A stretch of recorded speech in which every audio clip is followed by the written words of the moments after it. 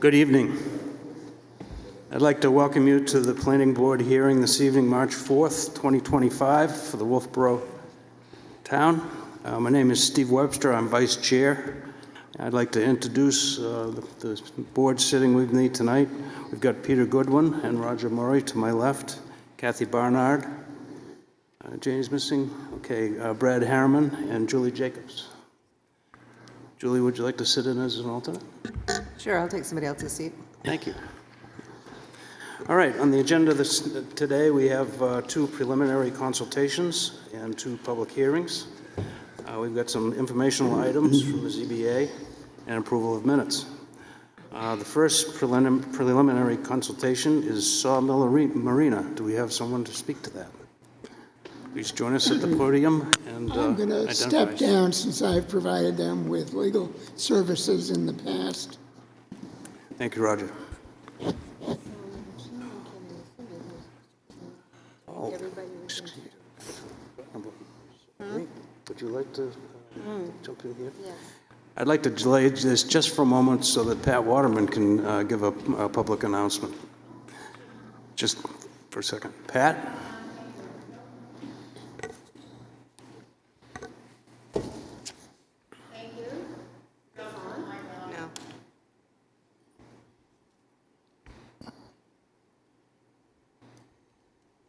Can you hear me now? No? Yep. Now? Oh, there it is. Yep. Okay. Well, Kathy Barnard, I can't believe this is going to be your last planning board meeting. Whoa. Kathy, just think, I had the pleasure of swearing at you. Swearing you in for the terms you were elected on the planning board for the last 18 years.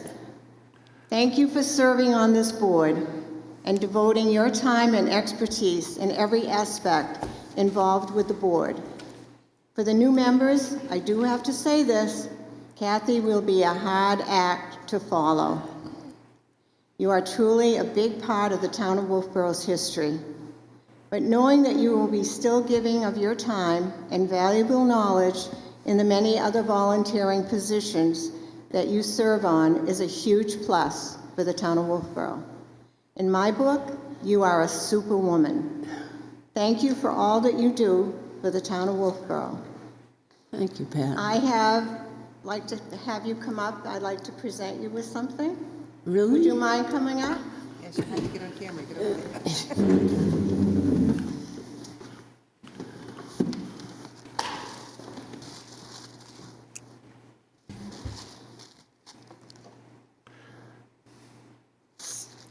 This is something that I had made up for you, and I will read it so people can know what's on it. Catherine G. Barnard, 18 years as VIP of the Planning Board. Your loyalty, hard work, dedication, and knowledge may never, ever be matched. Thank you for everything you have contributed to the town of Wolfeboro in many unselfish ways. You are one in a million. So now, on to the next chapter. Thank you, Kathy. You are awesome.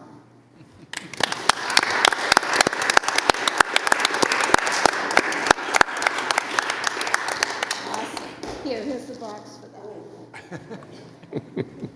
Thank you for letting me be up there. Thank you very much, Pat. Congratulations.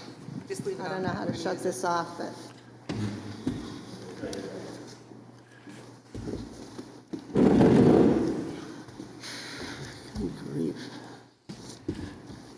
Okay, Sawmill.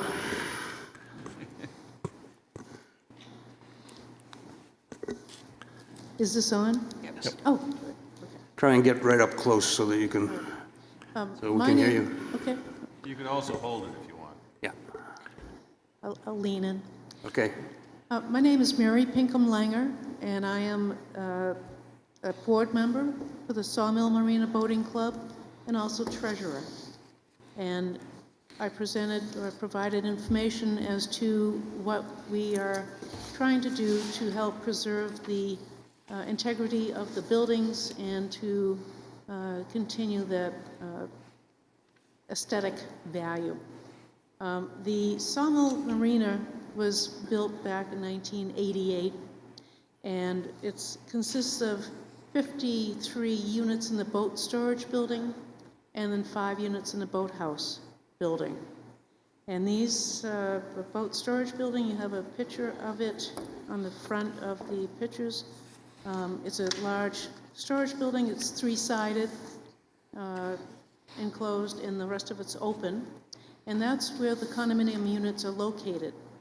And the storage racks are the units. And when the building was built back in 1988, they put on plywood siding onto the steel frame. And then over the plywood, they put on vinyl siding. But there was no type of underlayment underneath the vinyl siding. And the roof of the building on the back side has no overhang. It may be 1.5 inches. So when we get rain, and this has been going on for close to 37 years, the water runs down the back side of the building underneath the vinyl siding and onto the plywood. So needless to say, after 37 years of water running down, it's not in very good shape. It's also moldy and starting to separate.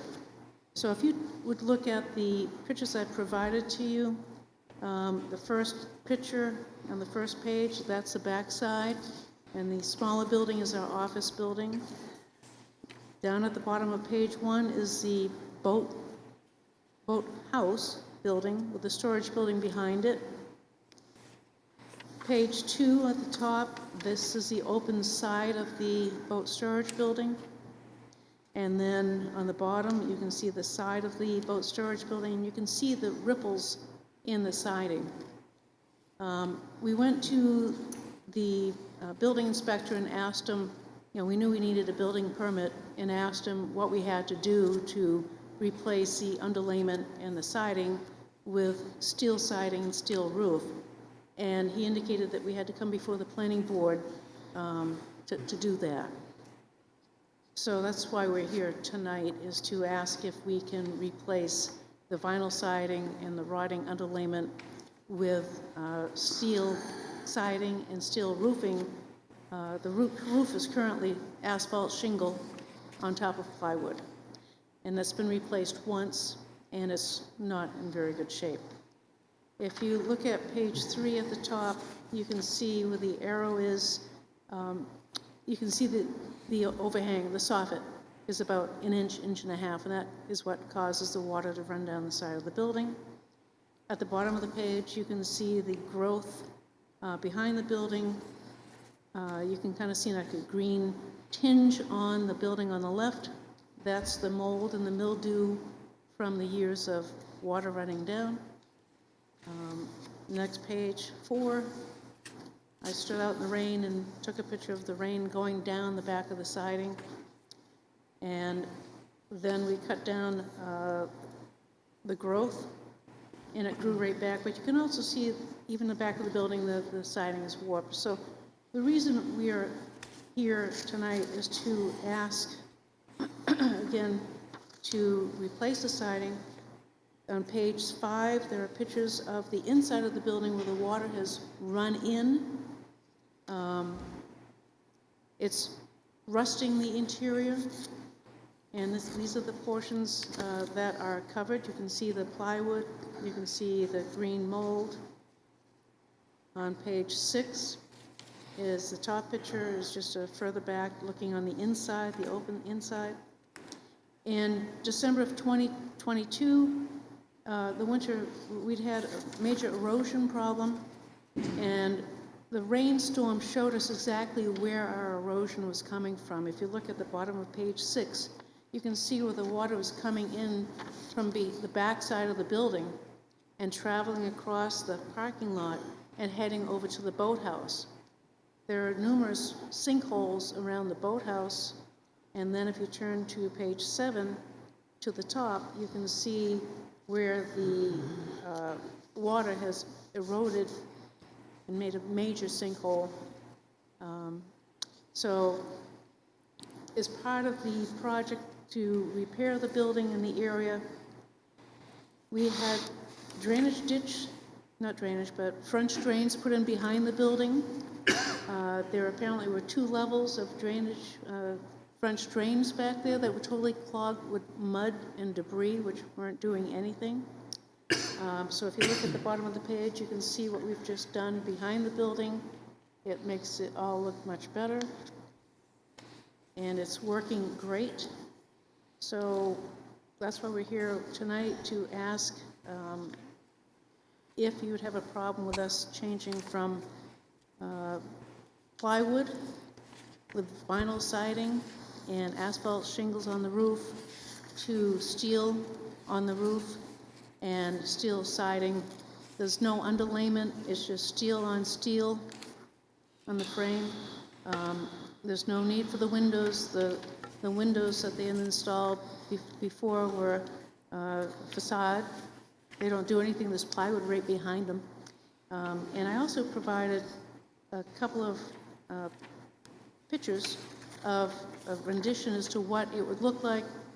I looked at the boat storage building for Goodhue Hawkins, you know, the nice dark green, but the more I thought about it, that would really be a contrast from what we have now, which is white. So I asked the gentleman to give me an example as to what white would look like for the building. And then the other day when and I gave you a color chart also, the other day I was thinking the boathouses are gray and all of the Wolf Trap buildings are the same gray. And on the color selection, there's an ash gray. So we're not really sure where we're gonna go, but I guess the biggest thing is whether or not you need us to come before you to change the siding from vinyl siding on plywood to steel, and then the roof from asphalt on top of plywood to steel. It'd be the similar type that you see all over the place now for boat storage buildings. It'd look about the same. A question, you're not changing the footprint of the building, Not at all, nothing's, and because the roof is impervious, water flows off it now, and you hope it does with the steel roofing, so that's not a change. You've done some improvements to the drainage in the area, and so I don't really see any issues that, from my point of view, that would prevent you from doing this. Are you going to be putting a new flooring in? no, there's no floor, it's dirt floor. It's still going to be a dirt floor? It's still gonna be a dirt floor. We have to repair that now because it's all, we have a very high water table, and the forklift has made ruts, the boats in there have made ruts, so we're gonna be digging that out and repacking it with stone, and it's still gonna be stone. We're gonna take away actually some asphalt from that area.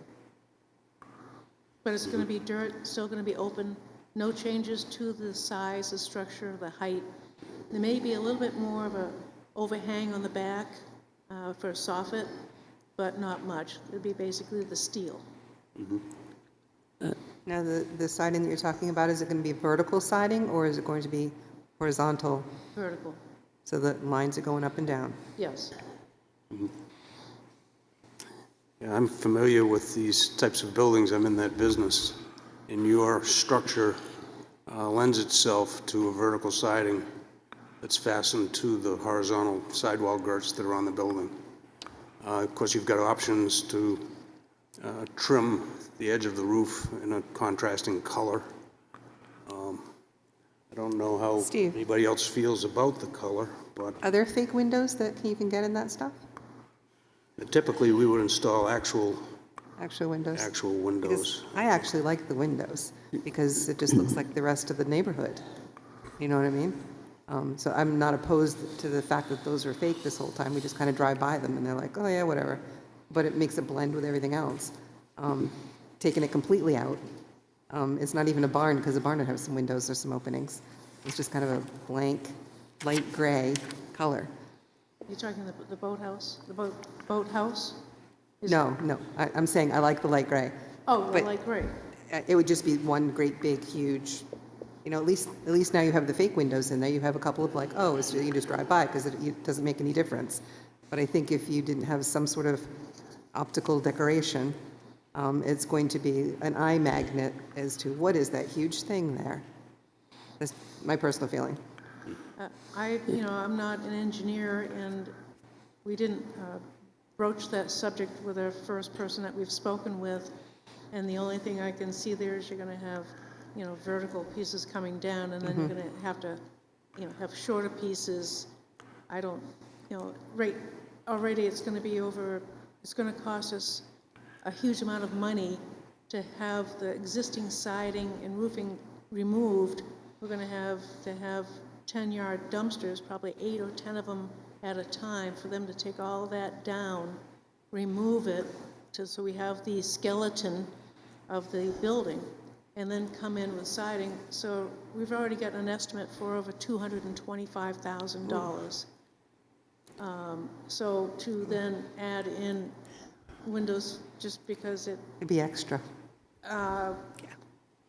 I don't even want to know. And that estimate does not include what it's going to cost to haul the debris off. That's above and beyond to rent the dumpsters and to remove all that.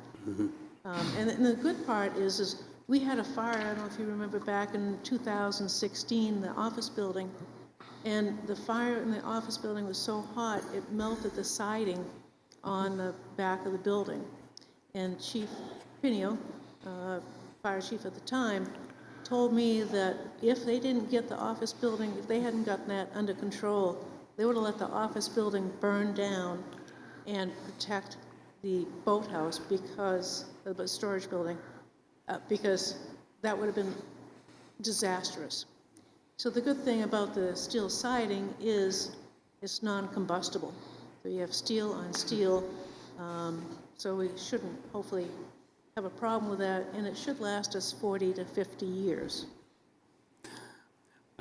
I tend to agree with you on that, Julie. There are some, you don't need a full insulated commercial window, and those do cost some, but we could probably help you pick out something so you could kind of replace in kind, put some shutters on there so that it gives it that same feel that you see now. You're just, the neighborhood feel would still be there. Yeah. I'm sorry. The neighborhood feeling would still be there, is what she's saying. Oh, yeah, I didn't catch that. Yeah, I'm concerned about the drainage. It's so close to Back Bay, and I'm wondering, Brad, what you feel about that. I mean, it almost seems like it probably should have a site plan, but that's just my feeling. Yeah, and I saw the pictures and stuff here, and I saw the drainage work being done last fall when they had that done there and stuff, and I thought that was a huge improvement to the back of the building there and stuff. And then listening to the explanation there that they did find the old French drains and they were plugged up and stuff. They replaced those in kind and got them working. And it sounded like you mentioned something about DES. Did you go through them? Oh, yes. To get a permit for that we part? had to. So. Yeah. So I feel very comfortable that the drainage is an improvement to what's there, to what was there, for the last 37 years of probably little or no maintenance on the drainage system, mowing back the overgrowth once in a while and stuff. But now with what they have there, that's going to last a good long time. So I'm very comfortable with the drainage there. They're not adding any more square footage to the impervious. So I'm kind of the mind of like Peter. I personally don't think this triggers it to need to come to planning board. They're basically going to be replacing a roof, replacing the siding, which is kind of a normal, not really a normal maintenance thing, but it happens on a lot of buildings and stuff over time. It can be done with a building permit. So I'm of that mind myself right now. Okay, well, they do mention that they're going to extend the overhangs. I'm not sure how much. On the back side, you have to remember that we've got the steel coming up, it's going to be a lot better than what was put on before. So you've got the roof coming in, the steel, it shouldn't be that much more of an overhang on the ends. There won't, just like it is now, the water doesn't come off the ends. The front is not a problem. The back, he said it would be just extended, but we can't even put gutters up there because we don't have enough soffit, we don't even have enough overhang. But having the solid siding, if the water does run down with the steel, it's not going to be coming back into the building. We'll have flashing along the bottom of the building on the foundation to keep the water from, any water coming down from coming back in. And that's been the problem with the water. It's been flowing off that building for years and going into the back bay. Now we've got the drainage in the back, and that is now going into the town's catch basin. Okay, and you do have the approval from DES? Oh, yes. Yeah, Yep, okay. yep, we've had that permit for over a year. Did he mention, when he quoted this, that he would be putting an eave trim along that? Oh, yeah. Existing eave. It'll be all trimmed. So what that will do is that will create a positive drip edge out at that edge, so we'll get it out away from the siding. But the Yes. vertical siding will shed it much better than the existing vinyl. Yes. Yep. I tend to agree with you, Brad, as far as a building permit should cover this, but I think the aesthetics of the neighborhood, some sort of just the same in kind would be probably good. Yep, we can inquire with the, again, we've gotten one estimate. We wanted to find out what we needed to do. We're going to get some more estimates and also inquire as to putting in some type of building, excuse me, whether or not we could put in shutters. I don't believe they have shutters on there now. Yeah, they do. Huh? Yeah, think it the has picture does. just some black shutters on either side of it, Oh, two it does? double hung Okay. windows. It's All right, a fairly easy detail. all right. Yep. Oh, no, I didn't pay attention It's just a to that. facade, you know? You just drive by, because it's not noticeable, you just drive by. It's like the one across the street, you just drive by. Right. You know? Okay, so basically what we're saying is that they need a building permit, and it seems they should include the DES approval when they go to get the building permit. Yes, just put it in your description, put those numbers in there so that it's in the record. Oh, the reference? Yes. Yep.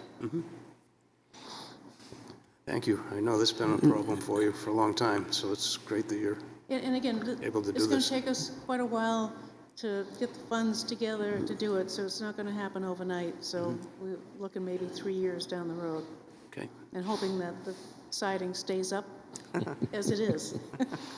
Very good. Okay, so do you need a motion for this, just that they don't need a site plan, but they do need a building permit? Yeah, let's entertain a motion to move this to recommend a application for a building permit to include all DES approvals. Okay, is that your motion? It's a motion. Okay, I'll second that. All in favor? Aye. Thank you. All right, thank you Good very evening. much. Okay, next one on the agenda is Brewster Academy. I have the pleasure of sitting on their board, so I will step aside. Kathy would like to Okay, run this part? all right.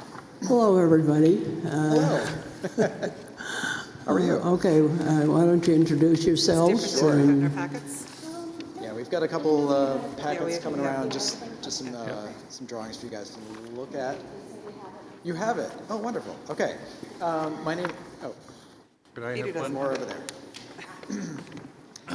My name is Andy Smith. I'm a senior associate and architect at DSK, here to represent Brewster Academy. I'm joined with Sean Malone, civil engineer, Naomi Cottrell with landscape architect, Peter Gillians with Brewster Academy.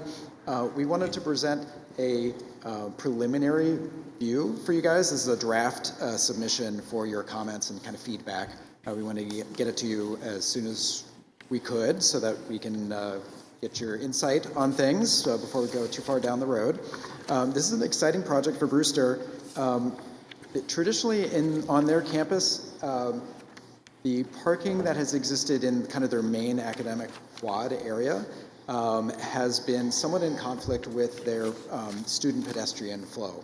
That has led to some safety issues, some just general having automobiles and cars in the center of their campus. And what we're trying to do is to reorient and simplify the parking in kind of their main quad area. And so we see this as like a really kind of like an easy win here, because we're getting the parking out of the central quad. That's the one between Grayson Center, the Estabrook Dining Hall, and the main academic building. Returning that to a green space, which is actually more conducive to the students being on campus and walking to dorms, walking to classes.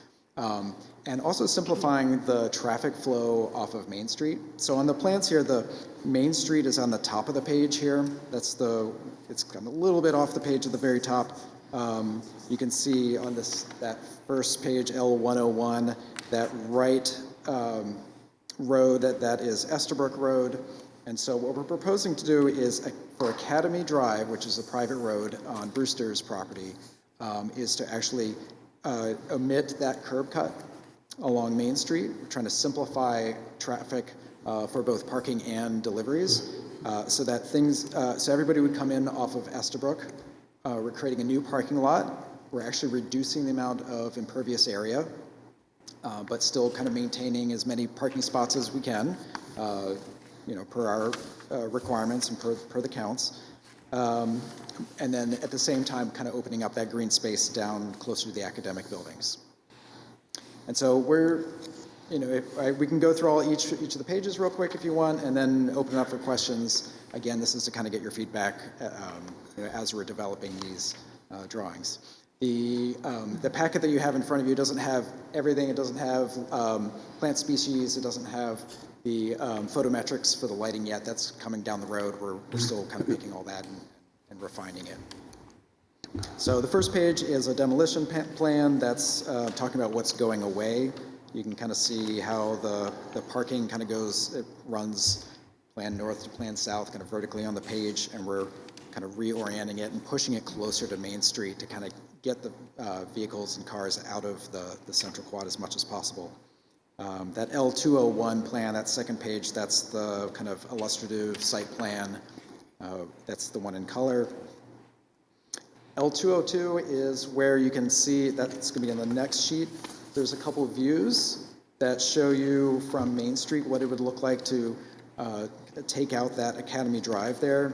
And you can see that we've got some power lines that are coming in from the street. A portion of those, once they go into campus more, are going to get buried underground. So we're trying to clean up the views as much as possible, introduce additional plantings, and again, just kind of simplify things. And that would be one less curb cut for pedestrians along Main Street there to have to kind of deal with traffic. And then you've got the civil plans at the end.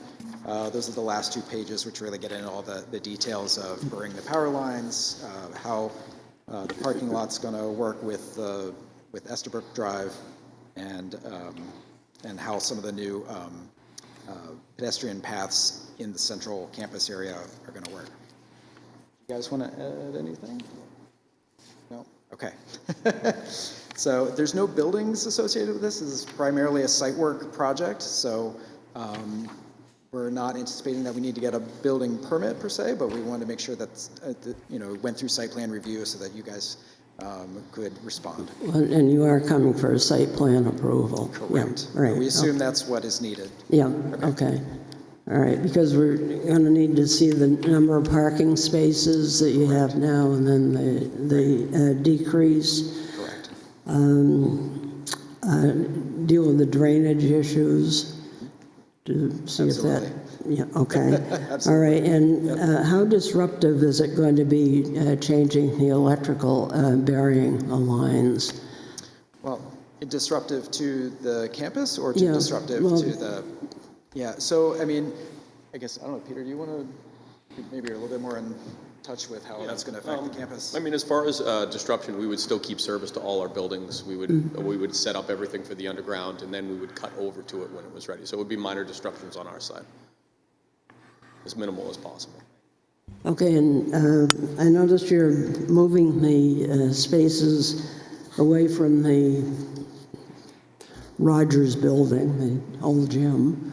And that seems to be where you have a lot of activities now for visitors. And I mean, is that going to create a problem as far as handicap parking No, and so, people having difficulty moving? correct. So we're still going to maintain one path. So the way that Academy Drive comes up from the other direction, like down from the boathouse area, so that'll still get you close to the building. In terms of actual ADA parking, that in traditional campuses, this happens a lot where you do have kind of satellite parking lots that are on the perimeter, and that those have their own ADA handicap spots to them, and then they just need to be kind of as close as possible to where you need to go in the central campus. So we're not necessarily required to have them adjacent to the building, but as long as we have kind of a connective tissue of pathways that get you to the Rogers building, then that works. Can you tell me, I'm looking at Endicott Street and it gets cut off. Is Endicott Street going to be a through street? Is it going to connect so like maybe fire department can get in there? Where's Endicott Street? The next street over? Estabrook. I'm sorry. Estabrook. I'm sorry. Nope, Estabrook Drive Wrong one. is a town drive, so we won't be touching Estabrook Drive at all. Isn't that the one that goes down to the gym? Yep. Not the Rogers. Yeah, it goes down The to new the one. Smith Center, It's the Jim. new one. But it doesn't go Nope. through, does it? Nope, that goes down to the Smith Center, so it doesn't impact, it's not part of this, it's on the periphery of this project. So if you look on the far right of your plans, that's Estabrook Drive there, that's not touched by this project. Okay, so say there's a fire. How are they going to get in? How are you going to get to the Rogers building?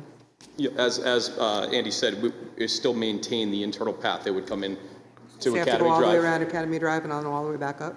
Well, I would say they would go down Academy Drive the same way we would to our academic building, right there. You know, so absolutely, we still have access to the building and you might be able to see it better on this plans that Naomi has, but yep.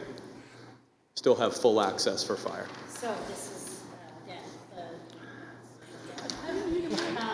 You need the microphone.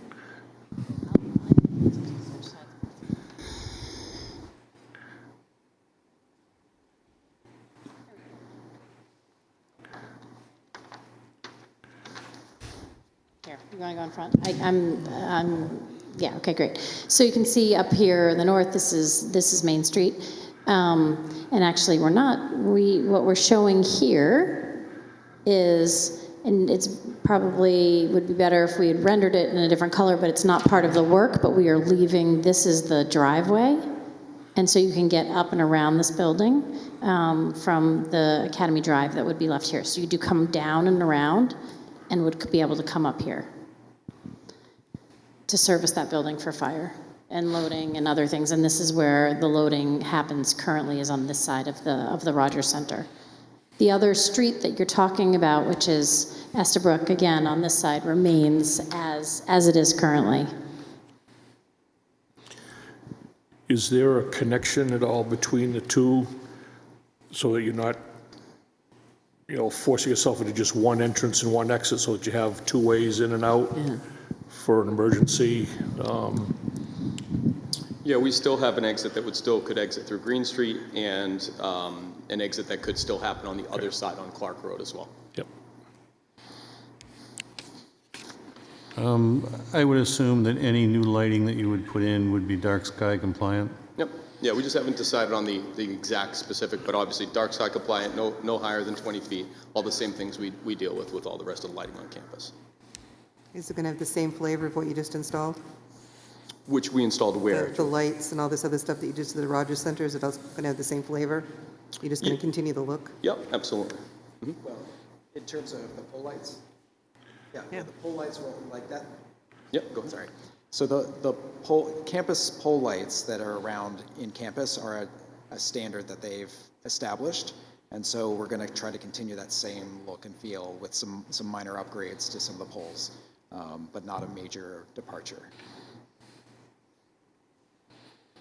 Okay, anybody have any other questions? Roger? The parking summary is sufficiently small on the plan. Are you increasing or decreasing the number of spaces? We end up increasing spaces by about 5 spaces, right? 5 to 8 spaces. Did you say increase? Increase, Yeah, yep. okay. But overall, it's a reduction in impervious surface due to the way that we're doing the walking paths. But the parking spaces, we actually, we were lucky, it was nice to have, we net up a few spaces. It becomes a far more efficient set of parking lots because they're sharing the same access lane. Right now, there's a lot of different ways to get into 2 different lots that we're consolidating into one. So it's just a more efficient layout, and so it looks smaller, and it is smaller in footprint, and we're keeping essentially the same number, if not a few more, and we'll have those exact counts for next time.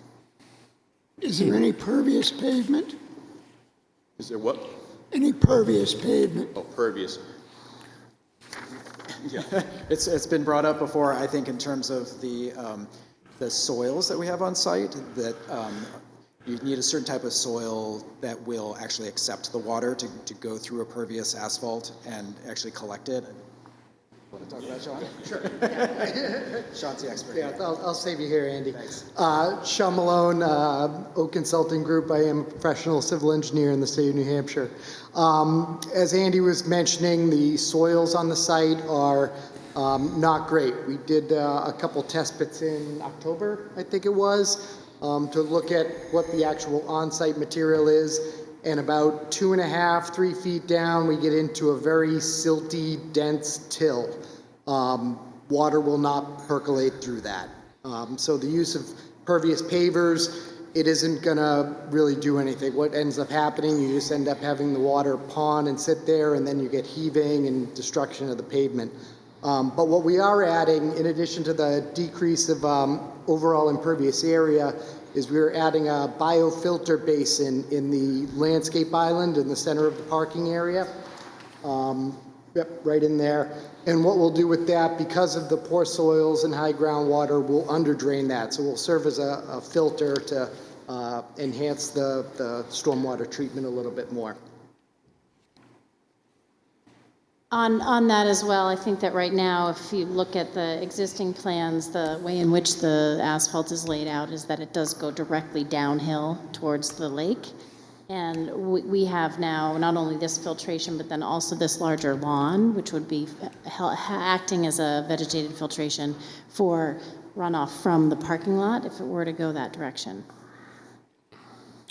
If you end up having a system which is going to remove pollutants and things like that in that central area, I think you need to make sure that you have a plan to maintain that, and that would be very nice to have in any proposal you make.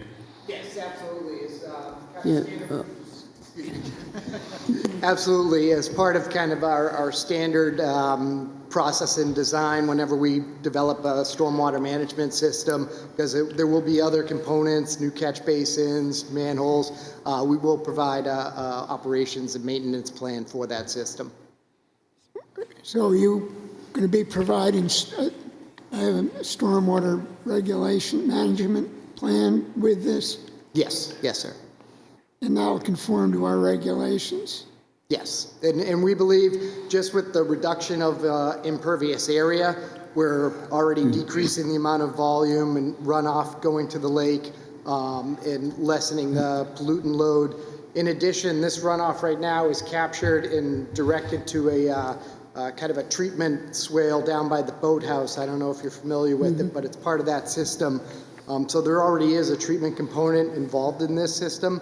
I think with this reduction, this added filter basin, we're just going to be enhancing that even more. okay, and One question, I missed it on L201 in the color here. Are we getting rid of another driveway? Are we taking off? Yes, yeah. Okay. So if you look back at L101, the previous page, you'll see the 2 curb cuts, and you see that there's a parking lot there as well. So it's actually 2 parking lots we're taking out and combining into one and still reducing the impervious area. So for that house, are you just making the driveway off the parking lot? Is that what's going on? Yes, yeah, that's owned by Brewster, correct? And that's, Yeah. and I believe is that offices or is it? Oh, dorm, yeah, it's a dorm. So it doesn't need Oh, a it's a dorm. traditional, doesn't Okay. need a traditional driveway off of Main Street necessarily. Could be students coming and going out the back of the building. What's your timetable for this project? As soon as possible. We'd like to get it done during the good weather this year, if possible. So we'd probably be coming back at one of the next planning board, the next meetings to present it with all the additional information. Okay, well, you're going to have to come to TRC and then the planning board, so. Correct, yeah, I think we just want to confirm that was the correct order. We want to get it to you just as an early view, and then, yes, we'll be back for TRC and then the final as well. Okay, all right. I think it would be helpful if you identified the buildings and the roads on the plan, Yes, yeah, we realized that. They were not and there, yes. which made it kind of interesting when you're looking at it. And you'll need to actually provide dimensions on the parking lot and aisle width and all that good stuff. Absolutely, yes. And what are you going to do for parking while this is taking place? The construction is taking place. So looking at a phased approach of how we're going to do it, where we build the new parking and then move over to that after the fact, right? So obviously utilizing the existing parking we have on campus as well, and we're looking to take advantage of the summer to do most of this project where we won't need as much parking. And just we started this whole project, so you know why we're here today. We started with Terry, and she said, you know, we're going to put in, you go for a prelim, and now we're working with Leanne, and then you start here, and then TRC, and then to the real one. So this was just us checking the first box that was asked of us. Okay, all right, well, good. I mean, it looks like a good plan. Yep. And it's my walking route, so I'm going to keep an eye on All right. Well, it'll be progress. better for you because it'll be less pedestrian and vehicular traffic that are going against each other. So. Right. All right. Okay, all right, thank you very much. All right. Thank you all. Thank you.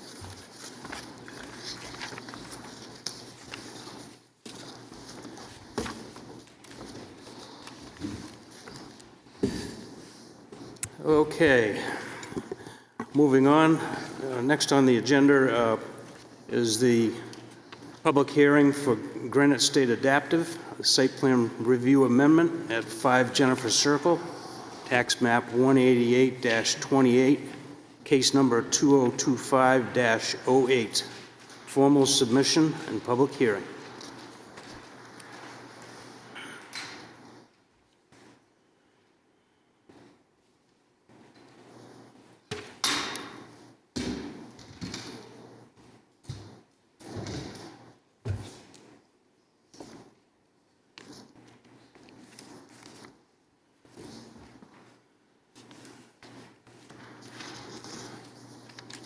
Good evening. Mario Focoretto with Brown Engineering, and tonight I'm here on behalf of Granite State Adaptive. We were here last month for the conceptual. Can you bring that mic a little closer? And, Sure. or hold it if you could, just.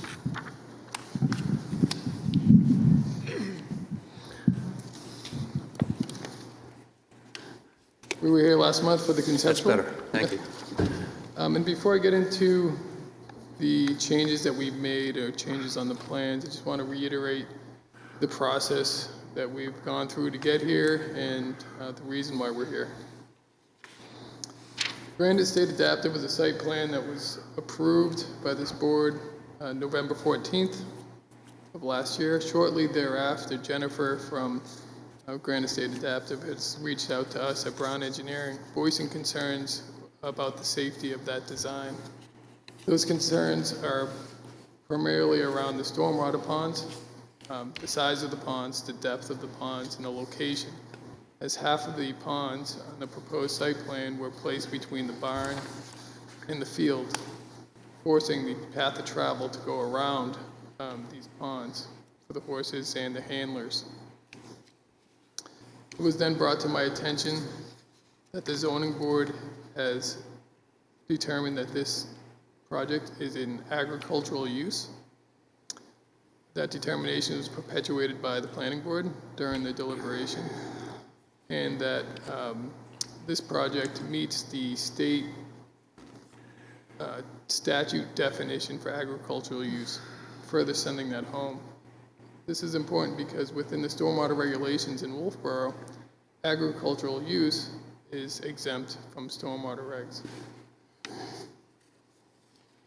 With that, we took a look at reworking the site and the design, and we believe we achieved a much safer design and a design that better utilizes the land.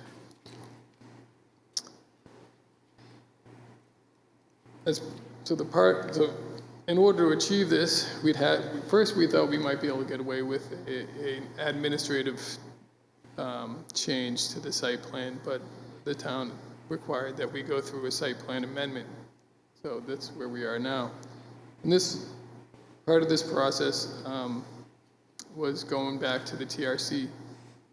We attended the TRC on December 4th, in which the conservation, code enforcement, electric, public works, fire, police departments were all present, and they all recommended approval. Last month, February 11th, we attended the conceptual consultation meeting with you guys, where we received some good feedback and some comments that we needed to address. And that brings us to today. Just like to highlight some of the key changes between the approved site plan and what we are proposing. When we were looking at altering that design, we started with the approved design, and we focused on reducing the impact on the land. That was our first step. It's how can we reduce this impact? And we were able to reduce the impervious area from the approved design by 5,400 square feet. We were able to reduce the total disturbed area by 64,000 square feet. That brought us under the 100,000 square feet threshold for AOT, which relinquished us from any of the conditions on that permit. I had reached out, and I said this on the last one, but I'll reiterate. I had reached out to alteration of terrain, the reviewer. I explained the situation. I said, we got a project here. It's been locally approved. It's been approved by alteration of terrain, but the scope is changing. The scope will bring it below the threshold of 100,000 square feet. Could you please give me guidance on how we should proceed? His response was, if you're below 100,000 square feet, then the permit and the permit conditions do not apply, and you need not do anything more with the state. That's where we are. Another change, probably the largest, was removal of those hazards, and those hazards were the stormwater management. Now, I just got done saying that this project does not need to meet any regulations for the town stormwater. It's exempt. We did not just ignore stormwater treatment. We have replaced those ponds with large sections of true grid, which is a porous pavement section, an infiltration basin, a plunge pool, drip edge around the entire building, and a grass-lined swale. So we made an honest effort, and we believe that we did this in a very responsible and up to standard practice engineering. And we feel confident that there will be no adverse effects from stormwater quality of volume downstream.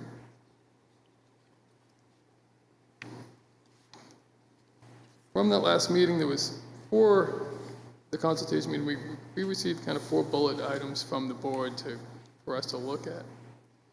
One of the comments, I believe it was from Brad, was to raise the under drains from, we had them 2 inches, and this is in the cross section of the porous pavers. We have an under drain that outlets the water, and he suggested we may want to raise that up maybe another 2 inches. And we did that, and that works great. It gives more storage below the outlet, and it allows for further infiltration. And that is reflected on the detail.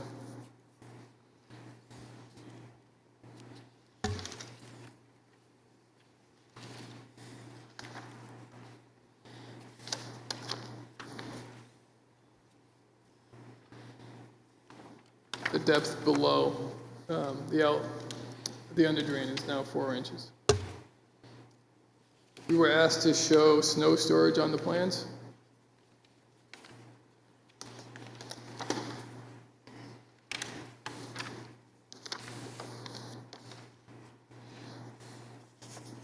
Snow storage is now shown, and there is ample room around the site for snow storage. We are surrounded by a field in this case, so I think we're in good shape with that. I did not show snow storage along the roadway because that's just going to be a typical plow as any other roadway would be. We were asked to show the proposed... I don't believe the snow storage or the first item you mentioned are on the plans that we have here. Have those been submitted to the planning department? I am not sure if they have been submitted to the planning department. I do have them here, and I'd bring them up closer so you can see them.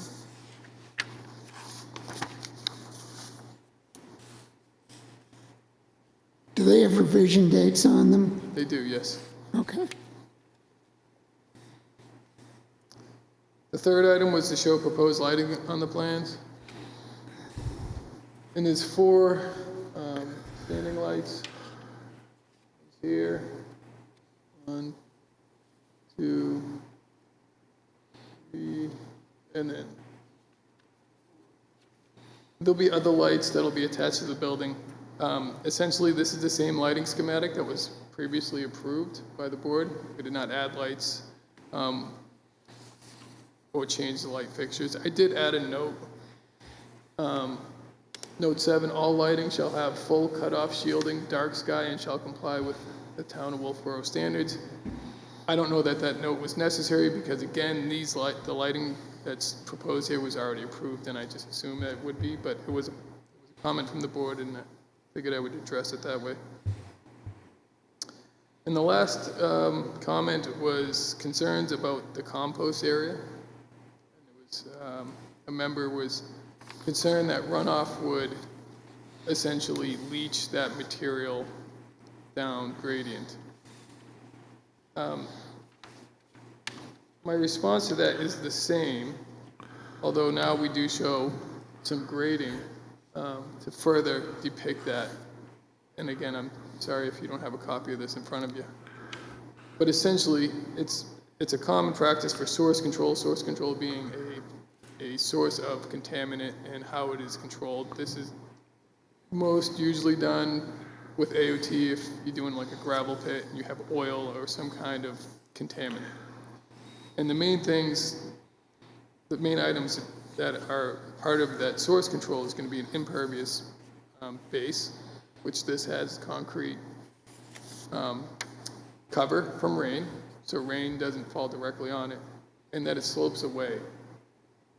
And again, same analogy, gas station, it's the same thing. So what I had done on the plans differently is I showed some flow arrows to show the intent of the flow, but I also added some spot grades to show that indeed the finished grade is flowing away from the compost area. So it's covered, it's on impervious area, and the grade is sloping away from it. There should be no contamination of stormwater. No water's flowing through it. And I think that that's enough to suffice.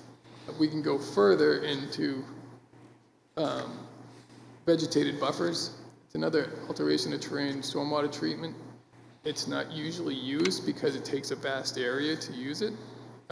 Essentially, it is a slope that's less than 8%. Typically, we have sea soils, so we're looking at about 150 feet of flow to get treatment. On this site, we have over 250 feet. And I'm surprised that the original design did not implement this treatment practice. It's a practice that can be done, can be utilized without impounding a bunch of water. So I believe the items that were brought up at the last meeting were addressed, and I'd be happy to answer any questions that the board has. Thank you.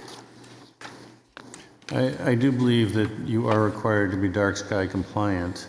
However, you actually find that when you are, all your light goes where you want it rather than up into the sky. So it's not really a penalty, it is just a design, and it actually saves you money.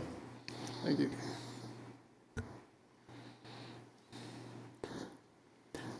Could you please address the waivers that you've requested? Sure. The waiver request that we have is written in a very conglomerate kind of way. If you go through the site plan checklist, there's a lot of items on that checklist in which we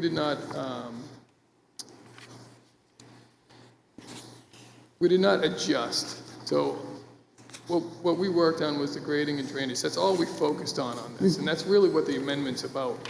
There's a list of items on there that we're not showing that isn't pertinent to the grading and drainage, but we're also not asking the board to abandon that old approval. You know, the items in there are still holding true. Same with the lighting and any other items, except for, in this case, the grading and the drainage, and that's what we're showing. So the items that were missing from the checklist were previously in the application that was approved, and that's why I asked for these items to be waived. Okay. Well, since this, as I mentioned when you were first in here, this is an amendment to the plan, which seems to me incorporates what was previously submitted. And as I look at your waiver request, most of the things are either on the earlier submittal or they are being addressed this evening. I'm not a big fan of granting blanket waivers, but I think that of what you request, 17315B is met, E3, E4, 4A, B, E, F, and G are addressed.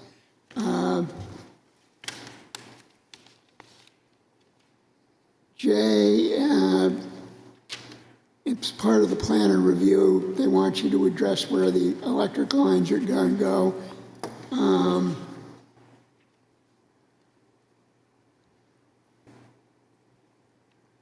P is the date and permit numbers of all required state approvals. That's a contingency for the septic approval. S is landscaping, and I believe you indicated that you're going to use the present existing landscaping. T is pedestrian walkways. They're shown on the plan. U, location and size of proposed or existing signs. Are there going to be any signs on this property? Are you going to put one down like at Jennifer, the entrance?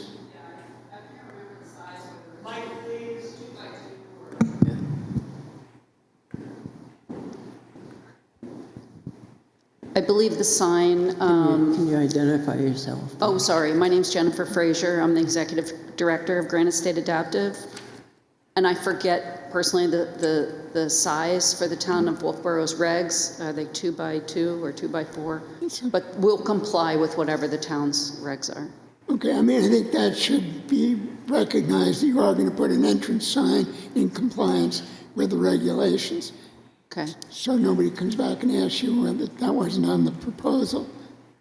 And I thought it was in the original site plan. It could have And been. were you, so we did meet with the electric company the other day, and I don't know whether that's included there. But the electric company is going to put 2 poles in, and then it's going to be underground where the road turns across the property.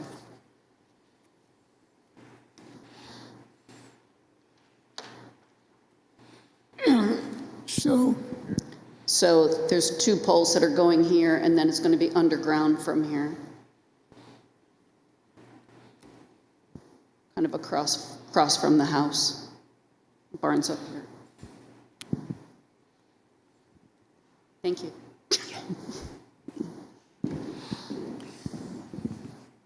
So basically, I don't think you need any waivers.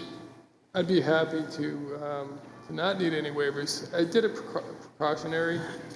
It's kind of a tricky one having this amendment and going off a permit that was so freshly approved. I wasn't sure, and I didn't want to get hung up on a technicality that what we're proposing, because it's a site plan application, although it's a site plan application amendment.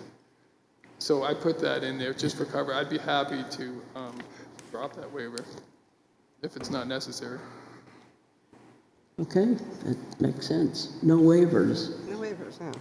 Thank you. Good suggestion. but thank you for doing that.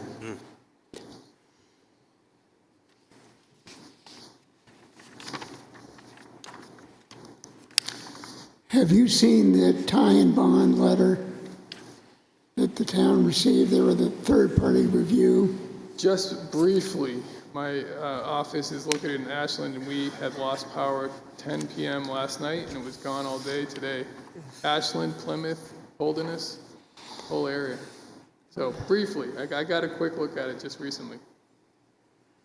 It looks like there was about 5 items on there. Asking to detail the swale. I'm just going off memory. Detailing the swale. There was a question about an invert outlet from an under drain on one of the sections. I can check all those. A comment saying that all outlets should have flared end sections. I'd be happy to put those on. I think that's all I can remember.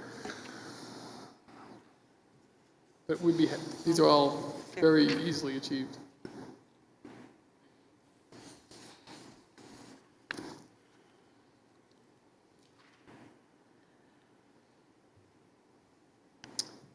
The applicant should include additional details of both stormwater basin 1, proposed treatment swale, and basin 2, proposed sponge pool. The applicant should include additional spot grades around the handicap parking to show grading will be ADA compliant. Absolutely. The applicant should show all existing contours on the plans to ensure proposed contours tie into correct locations. Only 10-foot contour intervals are shown. Which is, if that was the case, that is not, it was an accident. I'm showing 2-foot contours here. But nonetheless, we can double check that. The applicant should check the invert elevation of outfall pipe located to south of proposed parking. Elevation states 656.75, and it appears to be incorrect. We can check that, absolutely. And outlets of all under drains from drip edges and geogrid sections should include flare end section and riprap apron to prevent erosion. We'd be happy to meet all of those comments. Does some of that have to be written on the plan? Yeah, I mean, it would be slight adjustments to the plan. The planner did a planning director review of this, and she has echoed the applicants, the items that the engineers identified and recommended those as conditions of approval. You can keep that. Thank you. Maybe Kyle will come back on tomorrow. Okay, did you have anything else you wanted to say about the application? Because I want... Oh, I'm good, if you guys are good. Can I It seems to me that the application is complete, and so I'll make that motion. I'll second it. All in favor? Aye. So we'll open this to the public hearing. Does anyone in the public have anything any input? Hearing none, I'll close the public hearing and entertain a motion to... Okay, well, this is certainly an improvement, I think, for the property and for our regulations. And so it appears that they have met all of the requirements. They're actually amending what we originally approved back in December of 2023. And so that will go forward along with the latest proposal. So I'll make the motion to approve it. Do you want me to go through the conditions now? One question. these plans, do these plans all have the same revision date?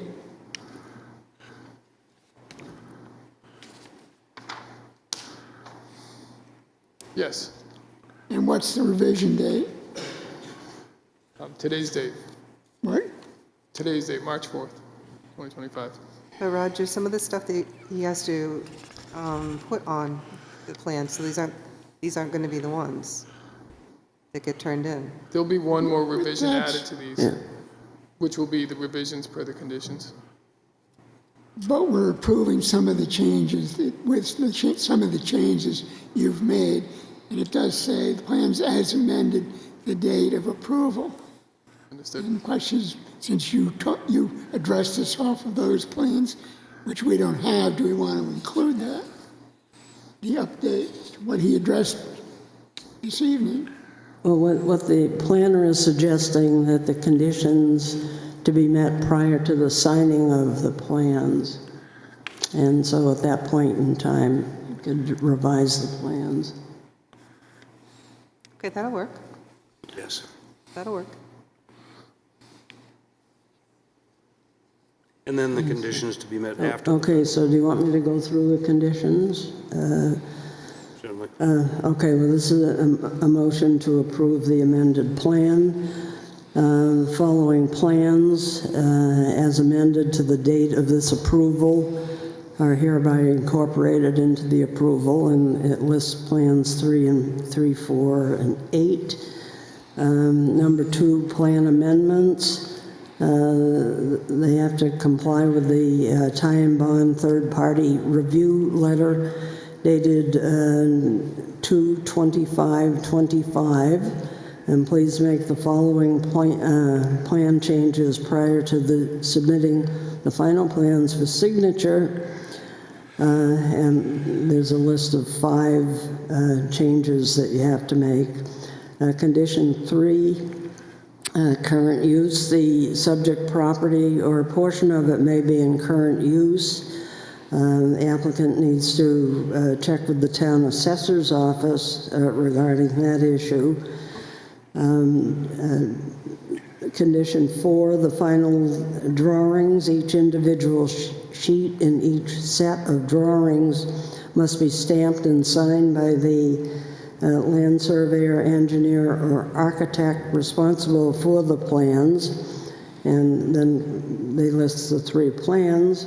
Condition 5, all of the documents submitted in this application, including by other agencies, are all part of this plan.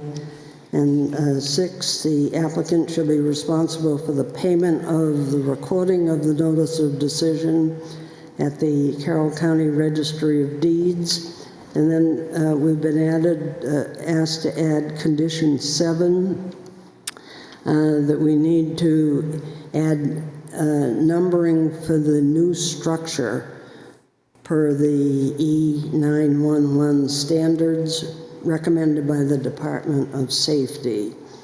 That's a new requirement. And then the conditions to be met after the final improvement, building permit submitted shall include information verifying compliance with fire and building code reference per Chief Gotti. 2, the erosion control shall be properly installed. Condition 3, applicant shall receive an approved NHDES septic approval prior to the issuance of the building permit. Condition 4, applicant shall submit verification of the full cut lighting. Condition 5, snow storage. Snow should be removed and stored such that the drainage structures can function. 6, the wetland buffer area shall not be impacted. 7, security requirements. Towns have moved away from requiring full security for site plan, but they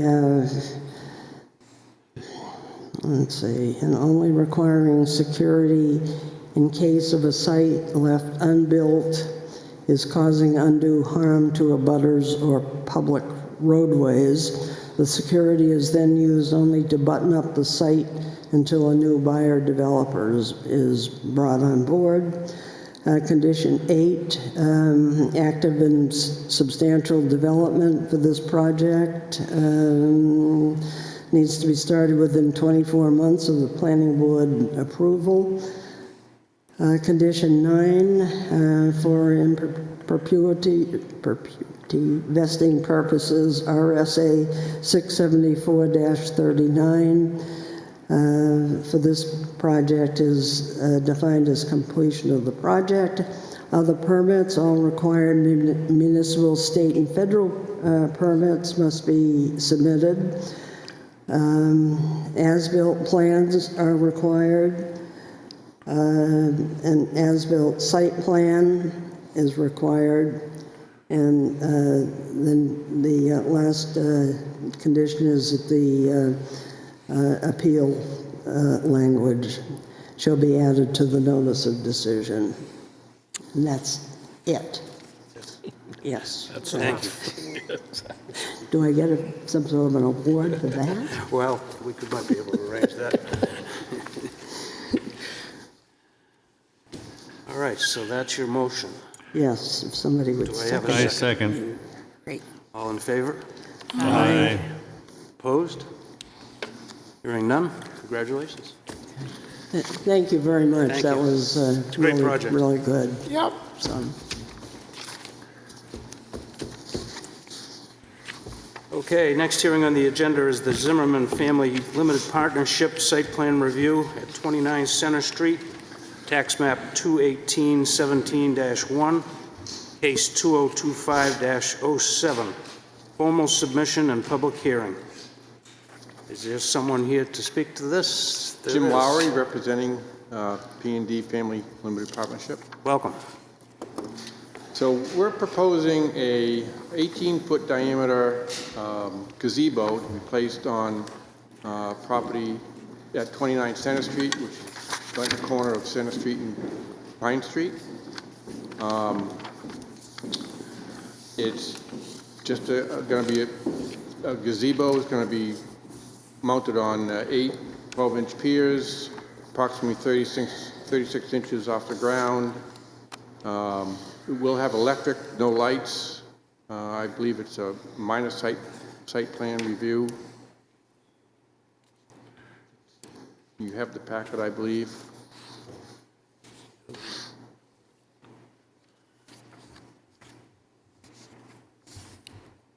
Can I ask a question? Certainly. is that Jim, what is the purpose of this gazebo? Well, Mr. Zimmerman allows people to come and use that property from time to time. We put up a tent every year for the people at the townhouses or any employees if they want to go out there and lunch and sit. And he does also have,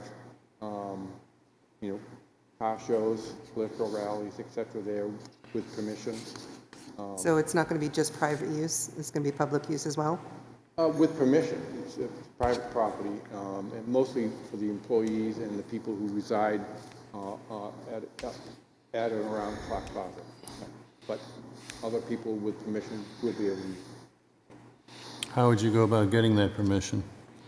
contact Angela or Paul Zimmerman at the office. Yep.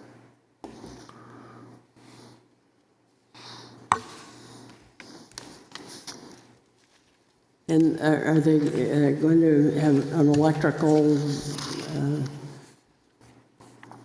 they're going to need an electrical permit for the Yeah. proposed electric? We'll meet with the town electric department and, yep. Okay. My assumption, just if I was walking by and saw a gazebo in the middle of a very nice grassy area, I might just go over and be there. That would be fine. Pretty park. And, but I didn't have permission. That's fine. He's not opposed to people sitting under the tent without the gazebo even being there, so, yeah.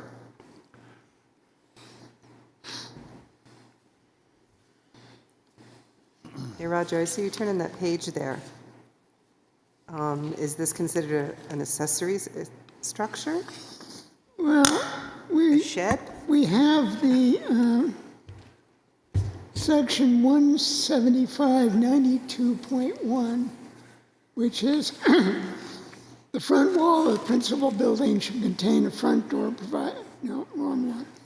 Building setback. The front wall of the principal building should be located within 15 feet of the front property line. To locate this within 15 feet of the property line makes no sense. But is this a building? That's my question. Is this a building? I'm not saying I don't like the idea, but is this a building?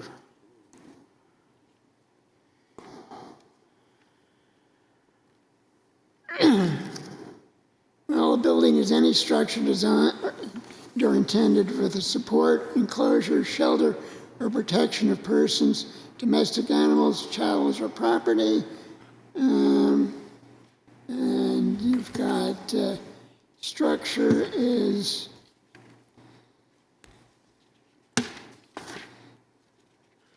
that which is built or constructed with a fixed location on the ground or attached to something having a fixed location on the ground. Structures include, but are not limited to, a building, swimming pool, billiard, billboard, pier, septic system, parking space, parking lot and deck. It shall not include a minor installation such as a fence under 6 feet high, a mailbox, or a flagpole.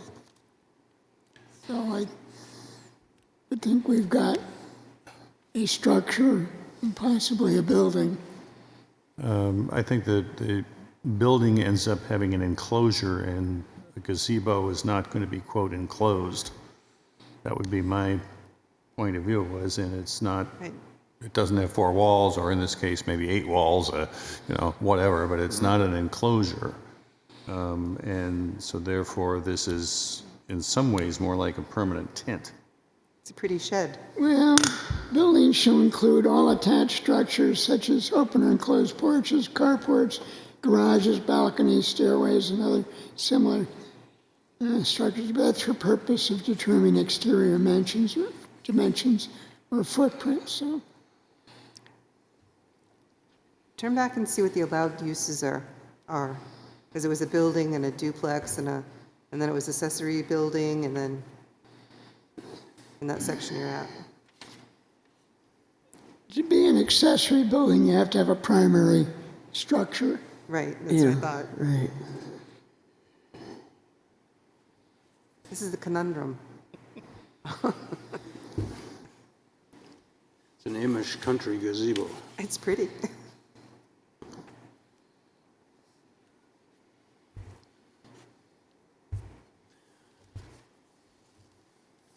That's why I was wondering if it's for public use, like a park. Well, yeah, one of the permitted uses is commercial establishments, stores or shops. And then under that is listed similar community services, so I suppose that could be. But there was a spot there that I saw, a playground or a park. I thought, when I looked it up.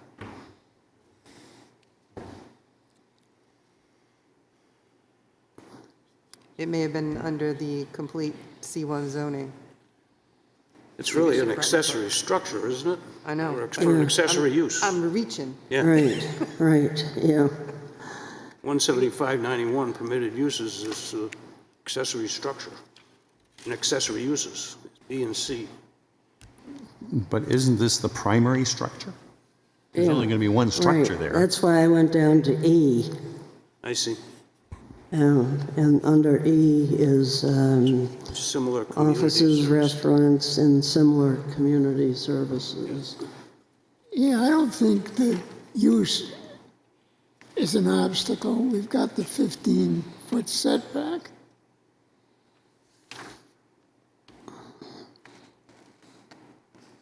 Similar community services with a footnote. That just Number says it- one requires planning board approval under provisions RSA 676-4, semicolon 4. Yeah, it says stores and shops.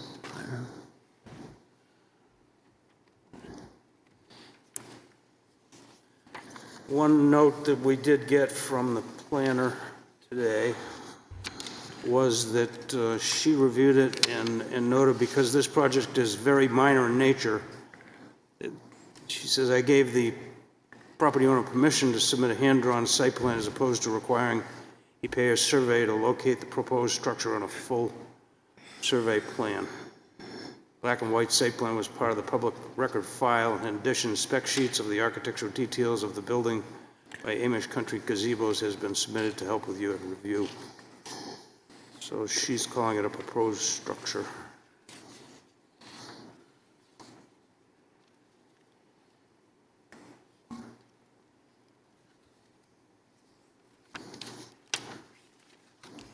I had some other issues if you want to hear them.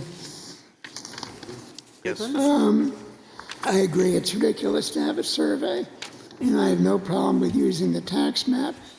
But to take your sketch here, it should have identify the property on it. It should,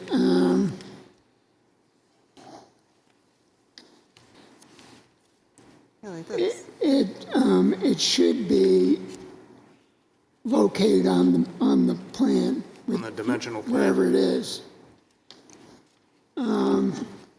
It should show the parking spaces. I counted 13. They're either 12 or 13, but that, you've got plenty of parking. That's not an issue. Right. I would if you did the plan, I'd put your name on it, I'd date it, make sure there's a tax map number.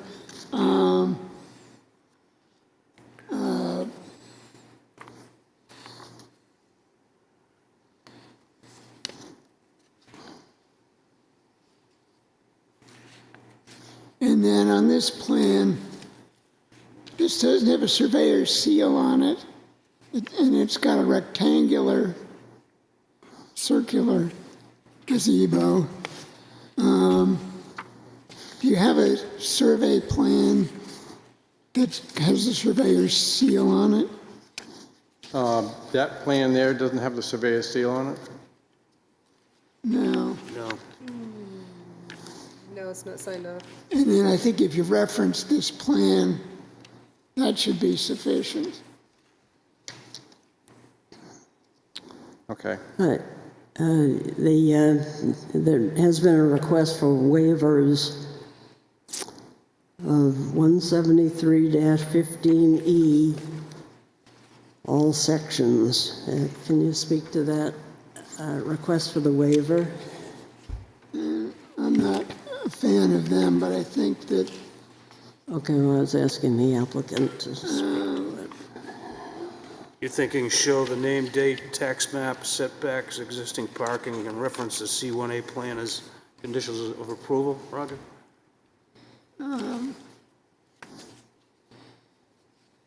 where did it go?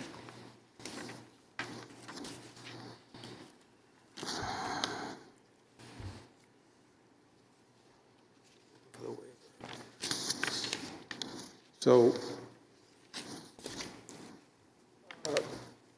you'll have to, I apologize, 173-15E, what were those requirements? Well, you asked for the waiver of all of them. And you need to justify that in order for us to grant the waivers. Does mine look like yours?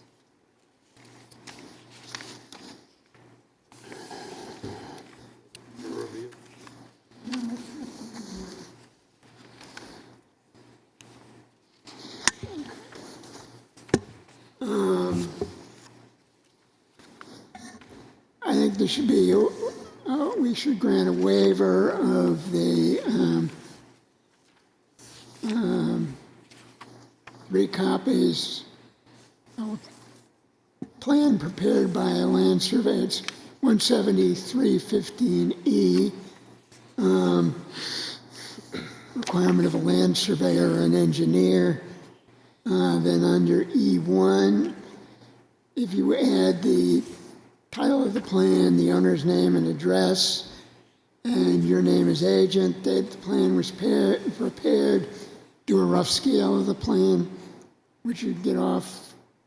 They didn't give you good dimensions, but you should be able to get that.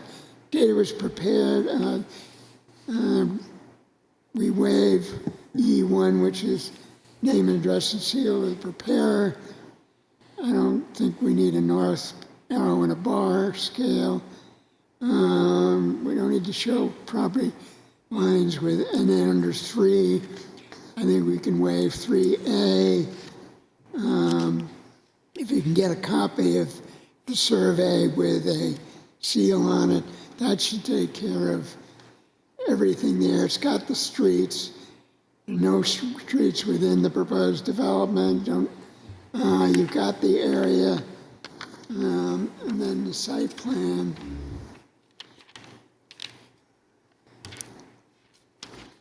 Needs to show we're not doing surveyed property lines. You've given in a butters list. It shows the proposed structure. We don't need topo. We're going to waive that. We've got the area of the parcel. It's entirely in C1. If you want a deed reference, that would be fine, but I think a tax map number suffices. Show the parking, or at least the area where the parking is. And there aren't any water lines or any lines going through the property. Any water lines? Any water, sewer, electric? I don't believe so, no. And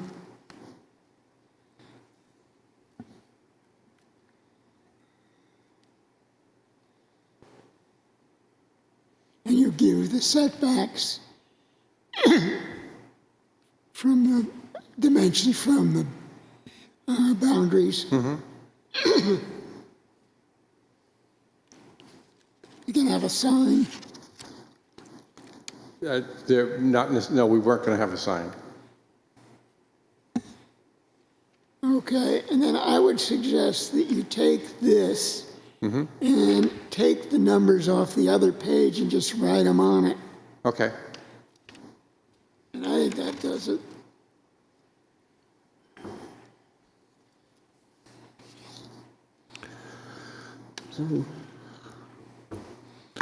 So we want to have a motion to accept those comments as for the waivers for approval. Someone want to make a motion? Yeah, I'll make that motion. I'll second it. All in favor? Aye. Aye.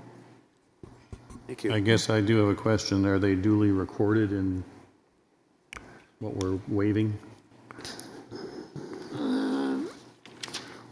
I believe we're waiving 17315.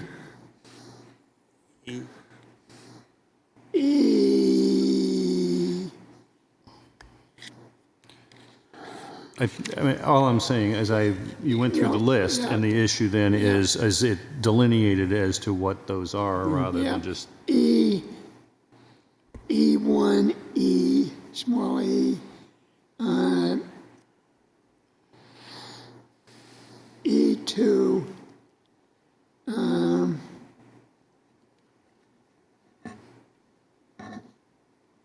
E3A,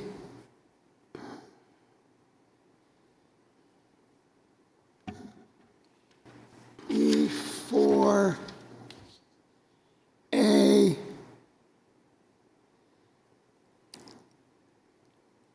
D,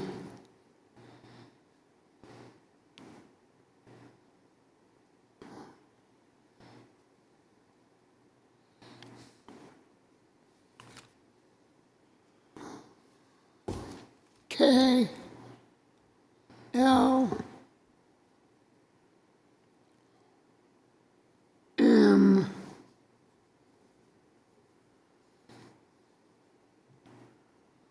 O P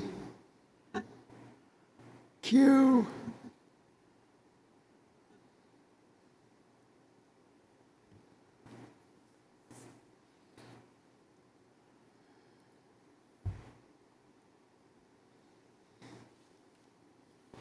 X and Y. And those are the ones that you enumerated before. Yeah, and I'm sure you don't want to hear me do that again. We got it. And all of these updated plans will be, when you work with the planner, filed, even if he's not using a survey as such? How does that happen? I mean, he will submit, well, depending on what we do tonight, I'll submit a revised plans to the town. There's no either- Mylar, there's no 2x3 foot, there's small hand-drawn, Yep, and that can still be filed? these aren't recorded in the registry of deeds. Oh, it's not? Okay, well, Shanna says, I gave the property owner permission to submit a hand-drawn site plan as opposed to requiring he pay a surveyor to locate the proposed structure on a full survey plan. The black and white site plan was part of the public record for this property.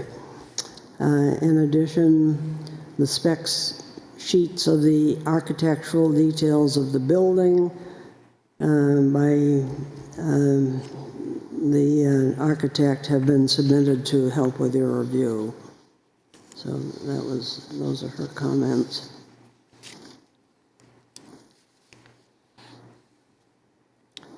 So, can we open the public hearing here? Yes. Okay. All right. I'll make a motion since the applicant has submitted this application, it's considered complete. Make a motion to that effect, that the application is complete. Thank you. So I'll close the hearing and open it to the public. Is there anyone? We need a second. We need to, I'm sorry. I'll second the motion. Okay, and all in favor? all those in favor? All in favor? Aye. So I'll close the hearing and open it to the public. Is there anyone here to speak on this application? Hearing none, I'll close the public hearing. Thank you. What do we want to do with the 15 feet? That was my question. Where's the circle box going to go? Well, we can open it up and ask the applicant. Do you want to do that? Well, I mean, Well, it's got to be at least 15 feet from all the. okay, do you So want does to? that mean that it's, 15 feet, 15 feet? Okay, but we 15 can feet? ask the applicant, he may have that Okay, answer. we'll reopen the hearing. Can you address What was the question again? how you're going to The identify? principal, Go ahead. the,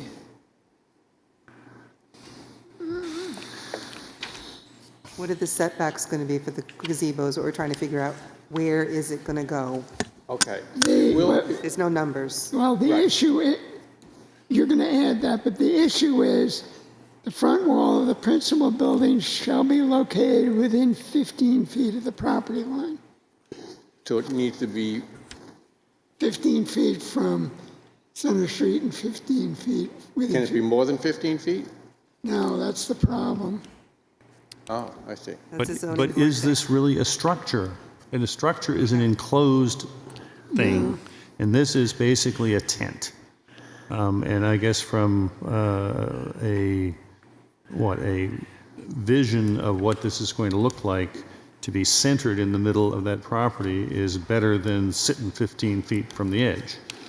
So, I couldn't agree with you more. so I mean, I think that I have a real problem calling this a building. I think it's a shed. Yeah, which could be over there at the edge of the property, not in the front. But I'd still like to know on that plan, you know, where it's going to sit. Right, and if you were to go out there and if you were to see we have the white fence that goes around, and there's another wooden fence that Yeah. comes in, and it's probably going to be right in between that wooden fence opening. If you go You're going to down visually there. center it. Yep. Yeah, it just needs to be measured, but the measurements have got to be on the plan. Okay. Not We'll just get like- them- We'll get those on the plan. Yeah, you're going to get us a revised plan with all those. Yes. Yep, That's pretty much what it shows in your sketch. that's correct, Yeah, yep. right. Yeah, I mean, if you had that, and that shows landscaping, if you had that one, and then the tax map copy, because that also shows the parking. Yep. That should suffice. And could we get a better picture of the gazebo? I'll see what I can do. Yep. Have them add the actual dimensions on there, so. Okay, yep. Thank you. So So close the we're going to hearing have him come again. back? That, We're going to have him come back? Well, if you look at the conditions, it's, I mean, she's asking for stamped and signed plans. Yeah, but then she kind of overrode herself when she sent that letter. No, she didn't. You don't think so? I didn't think so. She was just I mean, explaining. the Wolfeboro Clock Tower plan has a different owner than the gazebo plan.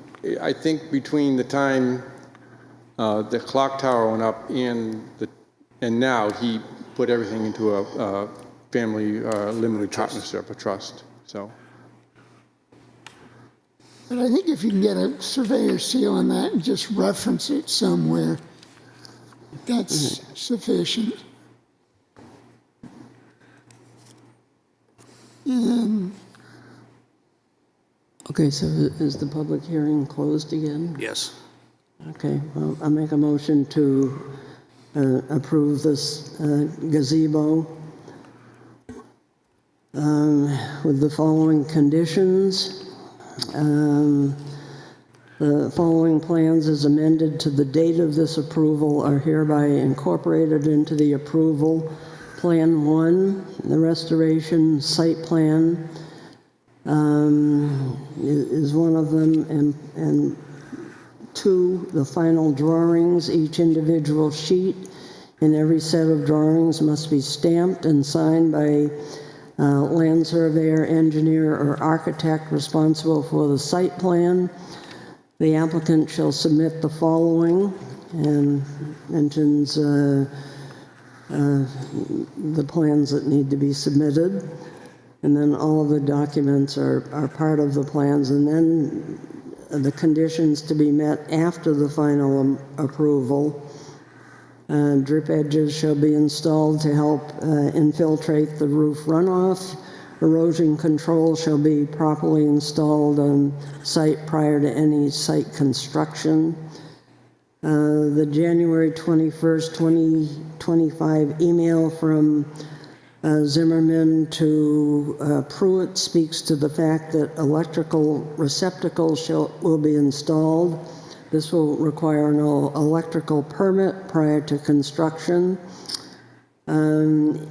Condition 4E911 may require the new gazebo on the lot to have proper E911 numbering.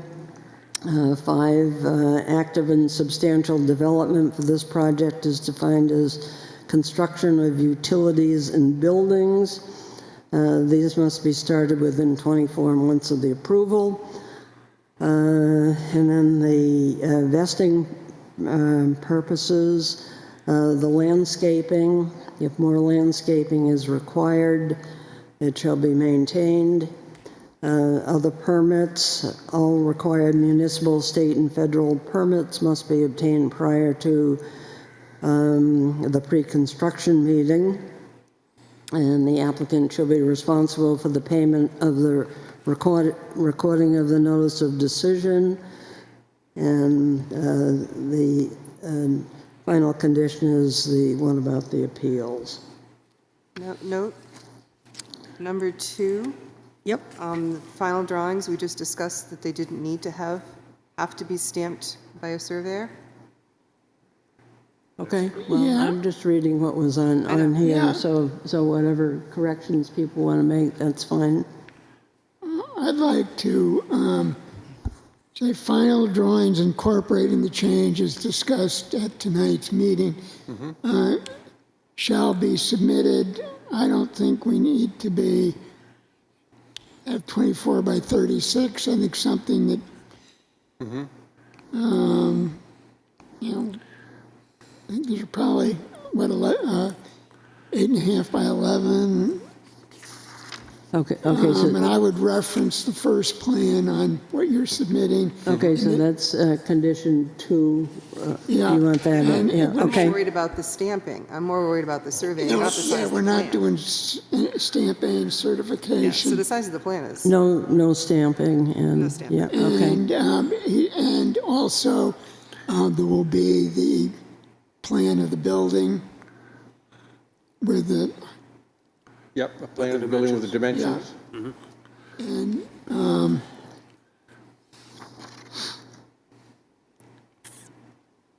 and if you can come up with a nicer picture, if you can't, Okay.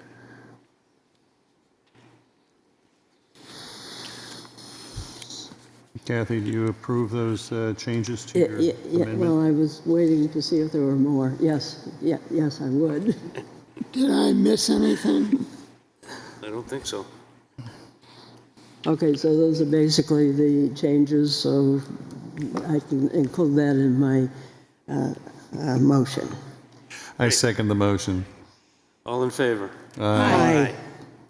Thank you. Thank you. Next on the agenda, ZBA notices of decision. That's just Discussion. that's for our information, I think. Yeah, those are included in our packet. Yes, it's nice to be able to read these if we didn't see the meetings. Are we on to other business? Yep. Okay, and under other business, I just want to take this opportunity to thank Brad Harriman so much. Brad, it has been so good having you on the planning board. I know you were chairman years ago, but we'll forget about that.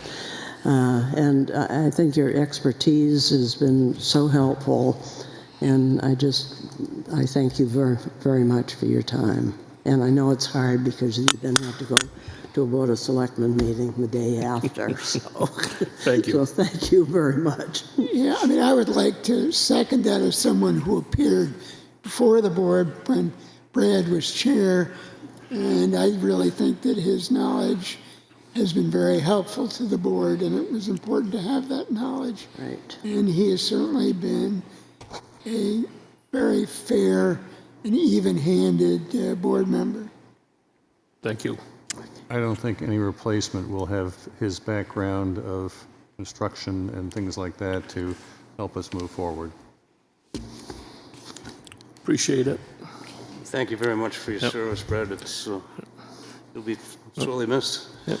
I've enjoyed it, but it's time to retire, so. Oh, but we have your number still. You do. We do have your number. That's correct. Okay, and the other business. Minutes? Minutes, January 7th. We open up the... Oh, that's after. Okay.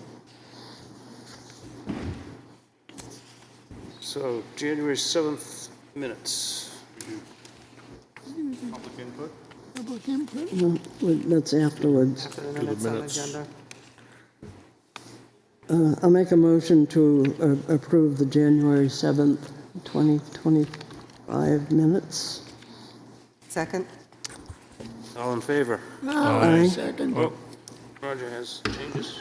Under Nancy Jones and Curtis Peterson, I think in the first line, it should be annexing .15 acres to the back of the Peterson lot.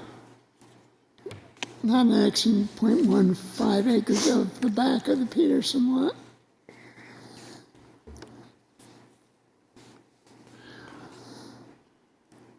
And then the third line down, I think that should read both lots will comply with the form factor.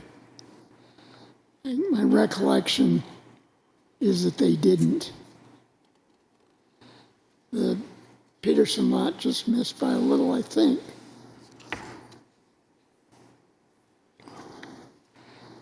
Okay, is that, Anything else?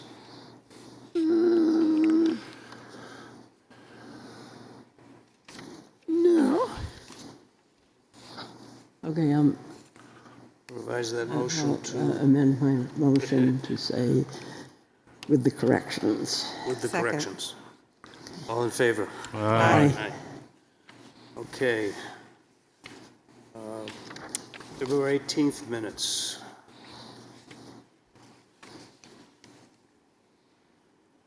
Any changes there?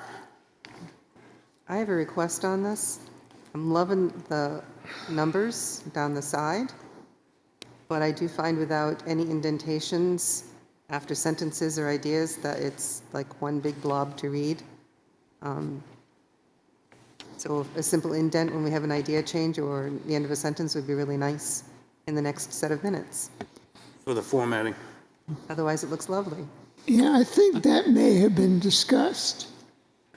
Yeah, It's hard to read. Yeah, I agree. And I think Leanne was going to mention that to our new secretary. okay, I'll make a motion to approve February 18th, 2020 Do I have a second? minutes. Second? All in favor?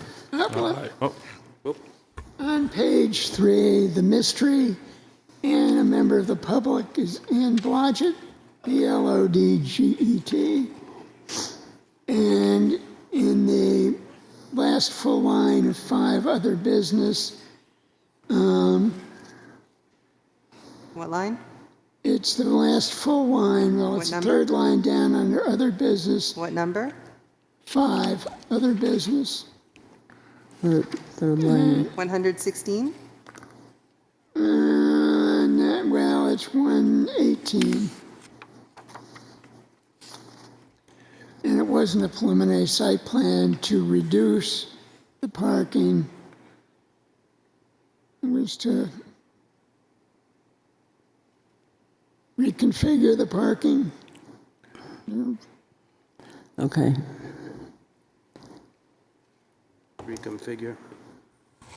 okay, anything else, Roger? Oh, yes, the top of that page, it reads, current proposed legislators.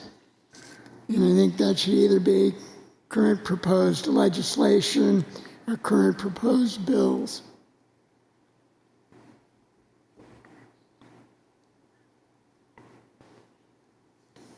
So do you want to make it legislation? Legislation. yep.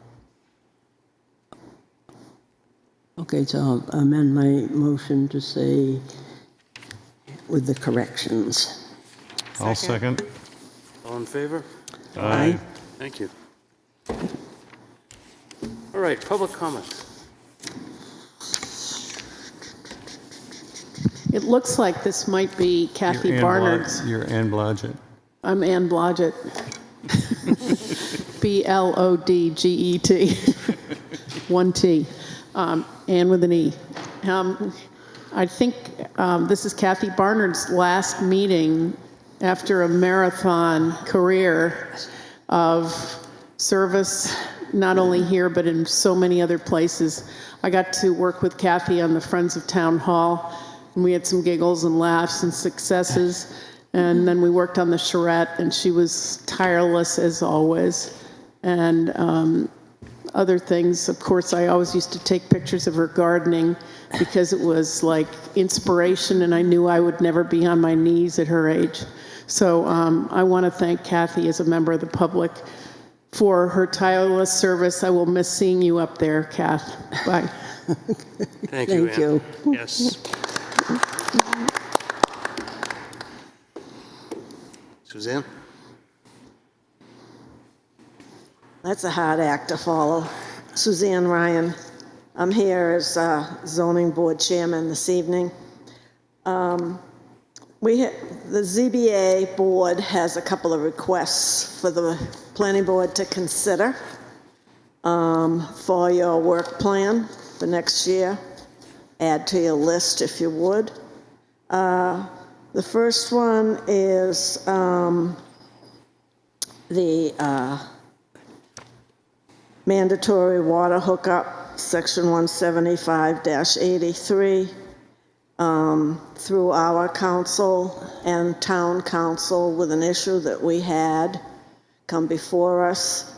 A conclusion was reached that it's not a land use issue per se that comes to the ZBA, that it is more like a policy for the town. And if you perhaps do not agree with that, if you're going to keep it in there, then it needs to be better defined. You just say, under 175-83, other requirements, water hookup is required. Where, how? You used to have a dimension in there, so many feet in, you were required to hook up. That's been taken out. So it's very nebulous, and we'd ask you to work on that on your work list as to make a decision, either define it or remove it. And I think you probably have to talk to your attorney to see if they agree that it is not a zoning issue. That was number one. Number two that we're having trouble with is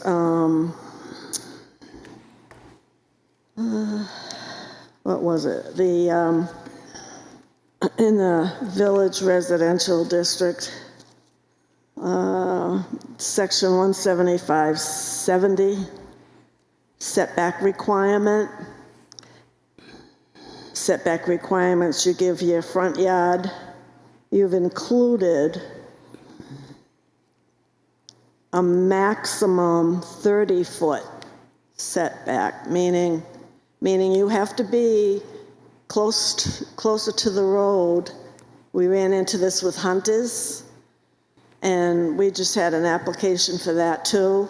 And it's requesting that buildings be moved forward towards the road. And it was, I believe, as I recall, Kathy would remember, but I believe that was put in when the bank was being proposed by the town hall. Move it forward. We find it difficult to work with, especially because the sewer line runs in people's frontage, and they can't meet that requirement because the sewer line's there. So and we're asking you to rescind that. That was one. And then just... From the commercial or? Village residential. The village residential. It's, I think it's the whole of Main Street. C1 is 15 feet. Yeah. I think it's 175-66. And then it's under 175-70 specifically. 70, okay. I think it's like for the whole of Main Street. Okay. I think it was described to me as that was supposed to be all the buildings on the sidewalk or very close to it so that nobody could put Well, parking it doesn't in front. say. It doesn't tell us. Right. You've either got to define it It said it better was the or space. rescind it. Yeah. That's all. Because we don't know if you're talking from the center of the road, the edge of the road, the sidewalk. So Right. it'd be helpful if you could define it or remove it. It's a matter of opinion. Do you want all your buildings on Main Street move forward when they burn down or replaced, or I don't think there's any vacant lots, but do you want, if there's a vacant lot, you want all your buildings moved forward? In the case that we had, someone was taking down a building on their property and moving it to the center of their property. It was right up against a side lot line, and they were taking it down and building a new house, and the requirement had them put it all the way forward, and the sewer line, and actually the site it wasn't a declared wetland, but it was soggy, and they didn't want to be building and having their front yard and that, so anyway, we approved there. But it's cumbersome and hard to either read or follow, or it shouldn't even be there. But that's a planning decision. Do you want all your buildings coming forward, or do you want to use your traditional front setback? That's up to you. But just bringing it to your attention. Another thing that bringing to your attention, if you've noticed in the last several months, I've tried to make a process of submitting to not just the chairman, but the full board, the notices of decision. And so we have a cross-reference with one another. You know why we did what we did or how we did what we did. And what I've come to notice is that we don't get, if an applicant can choose to go to the zoning board first or the planning board first, it's their call. You're supposed to go to it should not the, happen. supposed to go to the ZBA first. They need to go to the ZBA Well, first. okay, all right, I've been told that's their choice, but at any rate, however it is, so Tom, they it's come, not their if they choice. come to us first, which has been happening, Yeah. it would be better served to the applicant, I think, that instead of them coming here the next night, because you don't have the notice of decision, you don't know any conditions we put on it, you don't know how we got from A to B.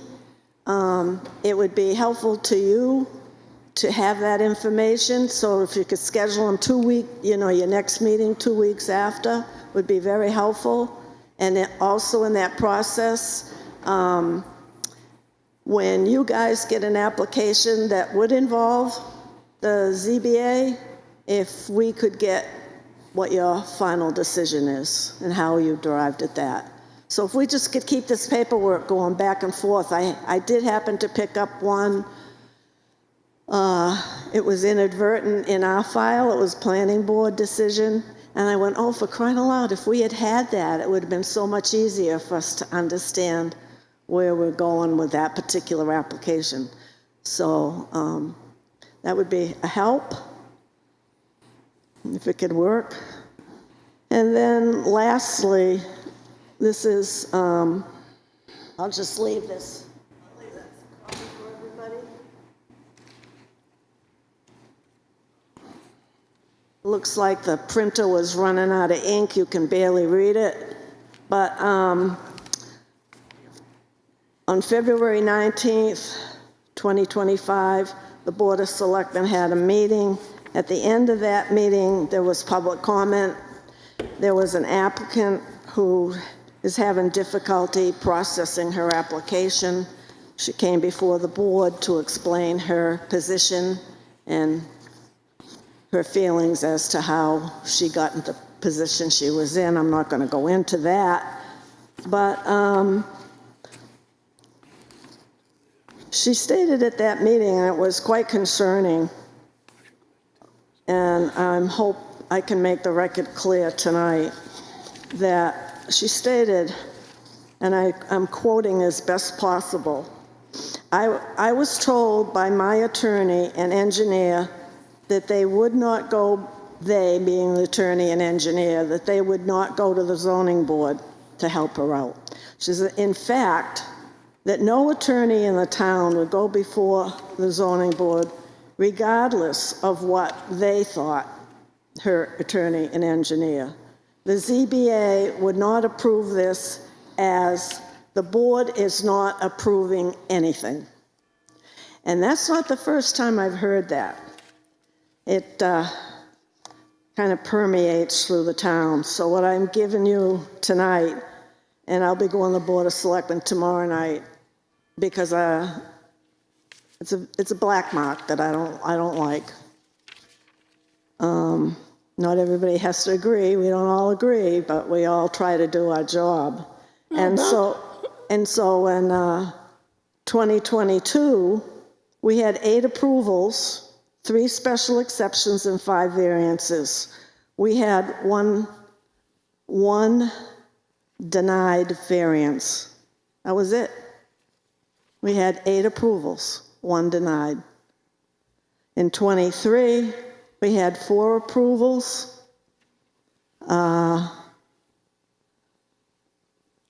2 appeals of the code department were upheld.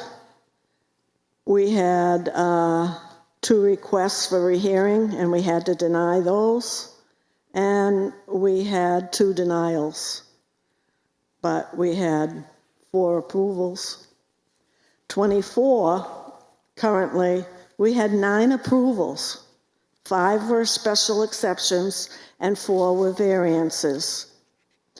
We had 4 denials, 2 of which were special exception and 2 were variances. We had 1 administrative decision not upheld, and then we had 2 no jurisdictions.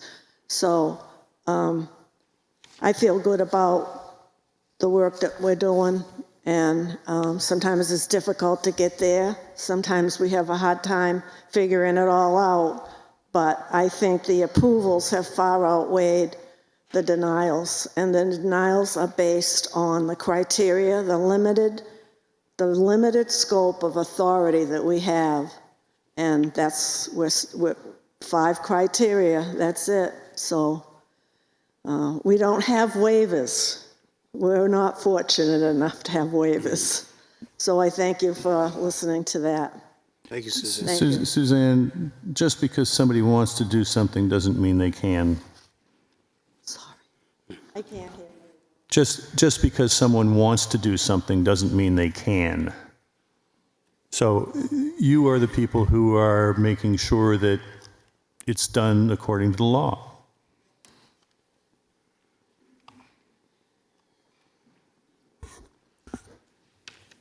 Ann Blodgett. I watch many of the ZBA meetings, as probably some of you do, and it's a painful process they go through, and to get them kicked in the teeth like that, to add to whatever public perception is out there, is totally unfair, because I mean they have a very prescribed role, and people don't understand that. So I would ask you guys to, whenever you can, clarify that with the public, because it's really important that both boards stick up for each other, I think.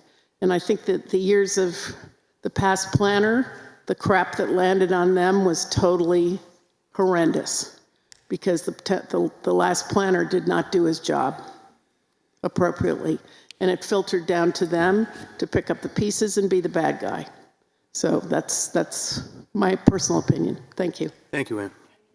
Thanks. Okay, anything else? I will entertain a motion to adjourn. Yeah, second. Motion. All in favor? Aye. Thank you.